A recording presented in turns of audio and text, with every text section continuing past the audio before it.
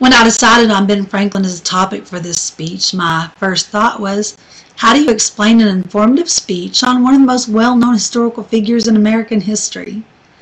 Then I remembered my first experience exploring the life of Ben Franklin, outside of a high school textbook anyway. We were putting together a family history night for my kids' school and had decided on Ben Franklin as the subject for our family's presentation. Now, this decision was based on a couple of very practical ideas. First of all, with a little baby powder in his hair, some reading glasses, and a new suit from the thrift store, my husband made the perfect Ben Franklin. But even more importantly, from the standpoint of a busy mom, who could be easier to do a report on? After all, most people have only two images of Ben Franklin. One of Ben Franklin and the Great Kite Experiment, and one of Ben Franklin signing the Declaration of Independence. But it didn't take long before I realized that these images really didn't scratch the surface of who Ben Franklin was and all that he had accomplished with his life. One of my favorite websites, called The Electric Ben Franklin, really sums this up very well in its opening paragraph. It says, "Trying to comprehend Benjamin Franklin's life and legacy is like chasing a shadow. Each time one tries to get a fix on the reflection, it darts away and grows even larger." Ben Franklin's accomplishments reach far beyond the shadow of these popular images. Always concerned with the public good, Ben Franklin was committed to finding practical, effective solutions for everyday problems. These solutions came from his own imagination in the form of useful inventions and through the Junto Society, which Franklin referred to as a club of mutual improvement. Ben Franklin believed that everyone deserved to benefit from his handy inventions, and so he chose not to patent them. Now, without a patent, he didn't easily profit from them and didn't get credit for a lot of them. But one invention that can be traced back to Franklin is still appreciated by anyone with over 40 eyes is the bifocal lens. Now, he simply got tired of switching from his reading glasses to his distance glasses, broke the lenses in half, put them back together, and created the first pair of bifocals. Who would have thought the odometer was created or invented before the car?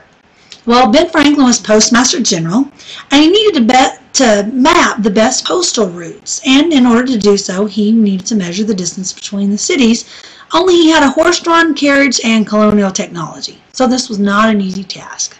But, ever the scientist, Ben Franklin invented a simple device that counted the rotation of the carriage wheels to measure distance.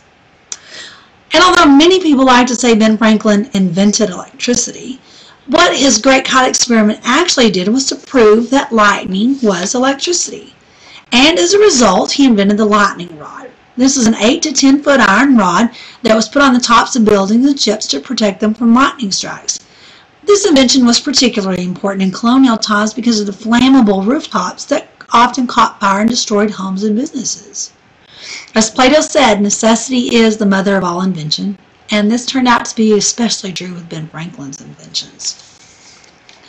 Always a man of action, when inventions weren't enough to make improvements that he wanted, Ben Franklin enlisted the help of 12 of his best friends to form the Junto Society.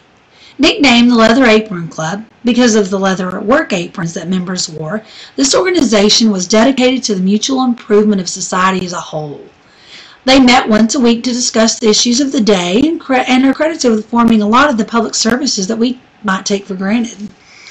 For example, it was the Junto Society that Ben Franklin came to when he went to Boston and found that their methods of firefighting were far superior to those available in Philadelphia. So, Ben Franklin and the Junto Society rallied the community, organized the first paid city watch and volunteer fire departments. They're also credited with creating the first lending library. They combined their books and collectively purchased new books every year to expand the library.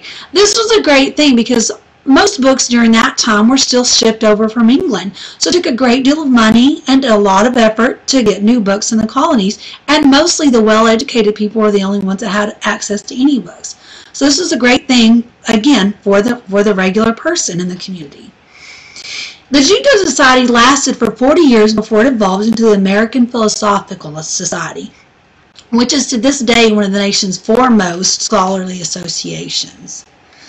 One anonymous writer said, "By turns pamphleteer, apprentice, printer, inventor, philosopher, politician, firefighter, ambassador, shopkeeper, and family man. He was all of the above and none of the above.